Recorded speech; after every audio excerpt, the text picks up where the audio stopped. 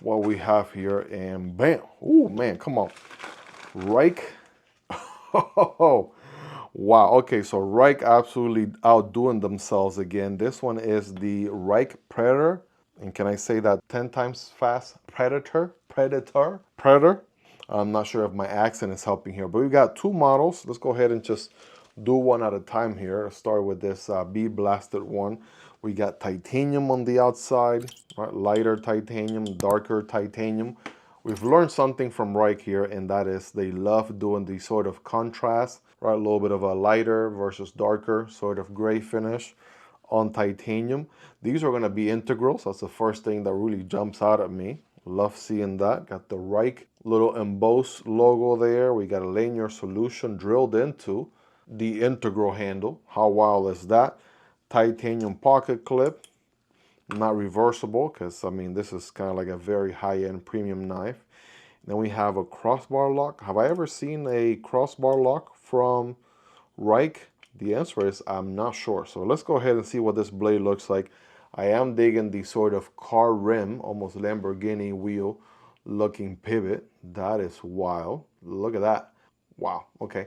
Really digging that detail. Also in this open area, we can see the crossbar lock and whatnot. That looks very interesting. We have an opening hole for deployment. So let's see, what am I going with first? Let's go Spidey flick here for the win. We also have a fuller, so if you're ready, I'm ready. Well, it did tell me that it had a strong detent. So let's, there we go. Maybe use the crossbar lock. I gotta tell you, the first thing I'm noticing is the acoustics. That actually sounds pretty good on the acoustics department. There's that opening hole, there's that fuller. It looks like we have like a drop point blade with the flat grind here, M390 steel. These are all serialized, as most Reich knives are. 137, number 137 on this one. And if you like a blade with a long cutting path, I mean, I feel like this one's gonna scratch that itch. Got quite the finger choil there. We'll check out ergos in a second. Handle is a little bit thicker here, sort of medium, very thin towards the back end. So that's also unique and different there. For sure, we have like a little bolster area.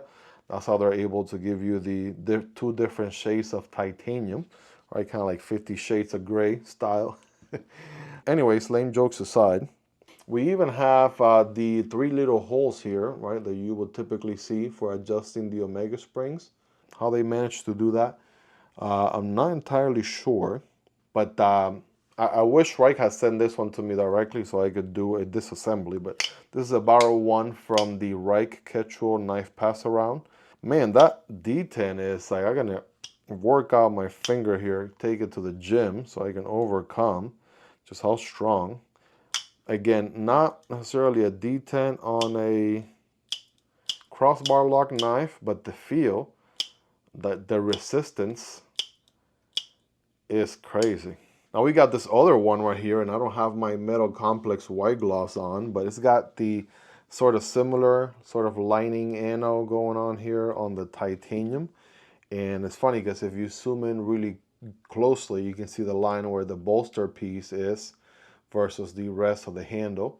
Again, kind of re-emphasizing the way this knife is built, it being an integral and all, but being able to be a crossbar lock. I mean, I think out of the two, this one's probably the looker out of both of them. Check that out. And how's the detent on this one? Oh man, it's still strong, but maybe I use the fuller instead. Okay, I'm getting somewhere. Maybe if I carry the knife for a little bit, I might get the hang of it. But let's do a slow roll instead. Of course, with the crossbar lock, it's gonna be way easier. That is a guillotine, by the way. We got ball bearings, very smooth on the action.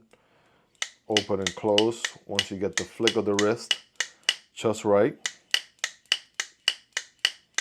Now, full 4-finger grip, right? I'm able to get a full purchase here on the hammer grip, plenty of handle back here. And I can forward choke all day with this nice finger choil. We're lock and loaded and ready to go. Nice crown, sort of curved spine to the blade. A little bit of a jimping zone right here. Reich always showcases, right? Reich and Quechua always showcase what they're able to do. Their machining, their quality of work is top notch. It's like literally a piece of art. It's a tool, it's a knife, right? It's gonna cut material, right? Whatever it is you want to do with a knife for daily use, but it's also a piece of art, like something that you're gonna get a chance to look at and be like, man, that is something special, without a doubt. This one's also a Predator 2, like we said earlier, but the number on this one is 168 or 158, one of those two. You also have a very pokey tip, right? Like your favorite YouTuber says here on the platform. And otherwise, I mean, let me just go ahead and put them side by side. These are pretty unique on their own right. I can't think of any other knife that looks anywhere similar to something like this. They are going to be pretty large. Well, we got an overall length here of around over 8.5, but under 8.75, like 8.65. We got a blade length of over 3.75, like 3.9-ish, with a cutting path of 3.5, and a handle length of 4.75.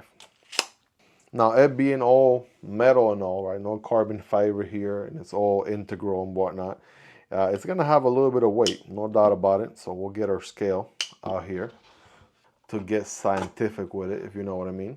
I want to say this has got to be close to 5 ounces, perhaps 5 ounces. I'm just going to roll with that, see what happens. Look at that, pretty close, 4.7. That's 134 grams. I mean, yeah, you definitely feel the weight. It is a larger knife. You just saw the measurements a second ago. So, and then it all, you know, being like pretty thick titanium. Like, let's just get another closer look at the titanium here. These are pretty thick titanium. The whole thing is one slab of titanium, so these are pretty thick on each side. Obviously no milling on the inside for weight reduction, because how the heck are you going to get in there if you're already drilling into the titanium to create this integral piece? Absolutely wild. The one thing I also notice is on the open and close, I do feel the sort of linear solution just a tad bit on my palm, but it's actually not a deal breaker, just something that I noticed. You know, it feels a little bit pokey, but not extra pokey. Just, I'm aware that it's there, and it's not one smooth surface all the way through. That's about the only thing I would nitpick, if anything. But is it a good looking knife? Is it a heck of an epic looking blade? The answer is yes. Multiple titanium layers, different colors, M390 steel, right? The whole machining and whatnot. Definitely not going to be a knife for everybody, but people who are looking for the next piece of like collection, premium knife, something out of the ordinary, something different, I feel like Rike and Ketcho, they really do a good job with doing knives like these. Very unique on their own right. They have their own sort of DNA all figured out, which absolutely looks unlike anything else in the market. I mean, speaking of wild blades, we recently checked out the Viper 4, and just the milling on the titanium is insane. These are also integrals. Then we got a dual hollow ground on the blade, which is crazy. Yeah, to say that their knives are pretty unique would be a massive understatement, because they go above and beyond what unique truly means. Like this one, for example, has a version that's fully hollow all the way through, but it also has a version that has a hollow and a flat tip, like a dual ground sort of combo there. So pretty epic knives from Reich. Let me know your thoughts about these. What do you like about them, love about them, anything you dislike about them? Let me know. If you had to choose between one or the other, which one speaks to you the most? Let's hang out in the comment section down below.